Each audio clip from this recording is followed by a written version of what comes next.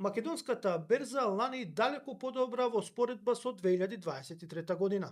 Огромен раст на прометот и на пазарната капитализација. Топ акциите продолжуваат да доминираат. Но дали се очекува растот да продолжи и во оваа 2025 година?